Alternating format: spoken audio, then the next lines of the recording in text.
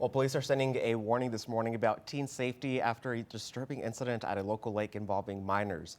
It led up to multiple arrests and the seizure of drugs and firearms. The Little County Sheriff's Office responded to a call about a large party at a lake that involved underage drinking and reports of gunfire during a high school party.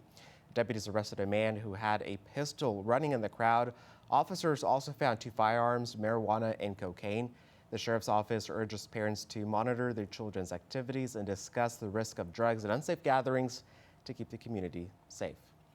And over in Gray County, a man charged with animal cruelty has posted bail. 63-year-old Toby Bennett was arrested for allegedly shooting and killing a neighbor's dog while it was on its owner's property in the northern part of the county. Now, Bennett was booked into the Gray County Jail but has since been released after paying a $10,000 bond. The sheriff's office says it takes all allegations of animal cruelty seriously to ensure the safety and welfare of both people and animals in the community.